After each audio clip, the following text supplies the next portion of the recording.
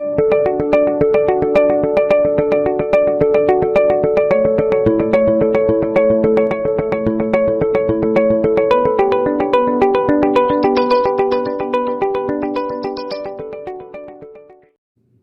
friend and student.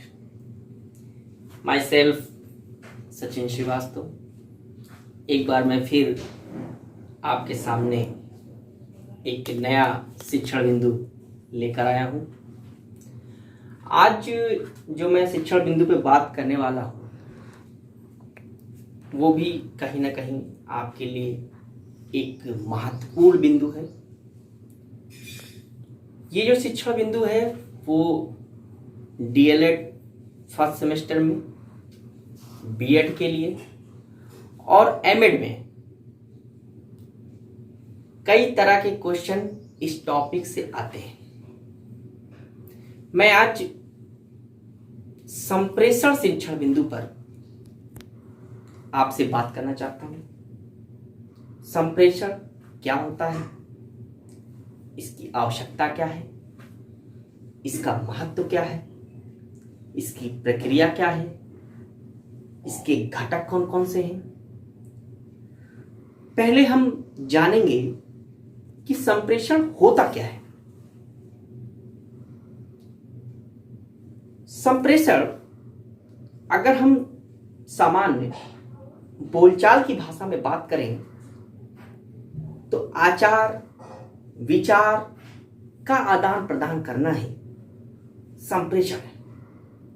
या इस तरह समझिए आप कि संदेशों को एक स्थान से दूसरे स्थान तक भेजना ही संप्रेषण है।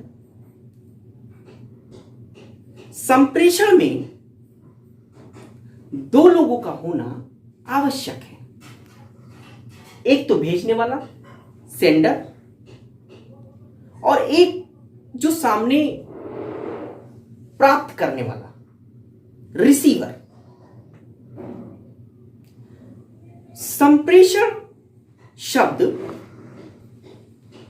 अंग्रेजी के कम्युनिकेशन वर्ड से का ही रूप है। कम्युनिकेशन लैटिन भाषा के कैम्यून से बना हुआ है, जिसका शाब्दिक अर्थ है विचारों के आदान प्रदान से है। शाब्दिक बारे में हम बात करें तो ये कह सकते हैं कि हम अपने संदेशों को, अपने मैसेज को एक स्थान से दूसरे स्थान तक भेजें। इस संदेश को जब रिसीवर ग्रहण कर ले तो ही सार्थक संदेश माना जाएगा। भेजने वाला जो प्रेषण करने वाला है, संदेश को भेजने वाला है, जब तक ग्राही या रिसीवर उस संदेश को प्राप्त नहीं कर लेता है, जो भेजने वाला चाह रहा है कि हम अपनी बात को आप तक पहुंचा दें, अगर उस बात को समझा देता है तभी अच्छा कम्युनिकेशन माना जाता है। संप्रेषण शब्द जो है, जब इसका हम संधि विच्छेद करते हैं, संप्रेषण का जब हम संधि विच्छेद करते हैं तो ये दो भागों में टूट जाता है। एक तो सम और दूसरा प्रेषण। सम का जो अर्थ माना जाता है वो है भली प्रकार से, और प्रेषण का जो अर्थ है वो है भेजना। मतलब कहने का यह है मेरा कि संदेशों को भली प्रकार से या यथावत रूप में सेंडर तक या रिसीवर तक भेजना ही संप्रेषण है। संप्रेषण के द्वारा संदेशों को भेजा जाता है। इसमें दो लोगों का होना आवश्यक है। जैसे आप जब किसी को फोन करते हैं या कॉल करते हैं तो सामने भी कोई ना कोई मौजूद रहता है।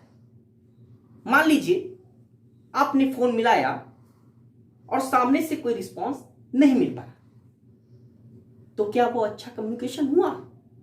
नहीं हुआ, क्योंकि जो आप संदेश देना चाह रहे थे वो संदेश रिसीवर तक पहुंचा ही नहीं। जब रिसीवर तक या ग्राही तक आपकी बात पहुंची ही नहीं तो कम्युनिकेशन हुआ ही नहीं।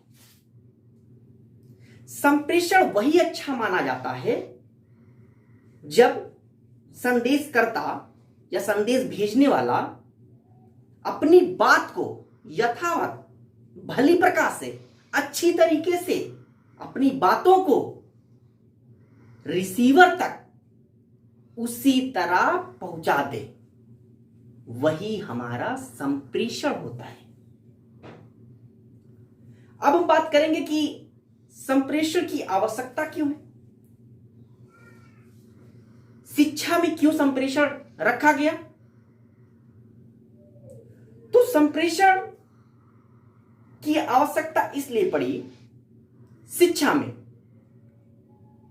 क्योंकि अध्यापक को अपनी बात कहने के लिए भी सामने किसी का उपस्थित होना अनिवार्य है। शिक्षा प्रक्रिया में भी दो लोग होने आवश्यक हैं। अध्यापक बहुत गुणी है, बहुत ज्यादा प्रशिक्षित है, ट्रेंड है, लेकिन अगर स्टूडेंट ही ना हो तो वो अपने ज्ञान को किसको बताएगा? तो वहां संप्रेषण नहीं हो सकता है। इसीलिए शिक्षा व्यवस्था में संप्रेषण को भी रखा गया है। संप्रेषण से हम अपने आचारों को, विचार को, अपनी भावनाओं को संदेशों के माध्यम से एक स्थान से दूसरे स्थान तक हम भेज सकते हैं। अब हम बात करेंगे कि इसके महत्व क्या है। तो ये आप भी जानते हैं कि संप्रेषण प्रक्रिया में दो लोगों का होना अति आवश्यक है। शिक्षा प्रक्रिया में संप्रेषण अति आवश्यक माना गया है, क्योंकि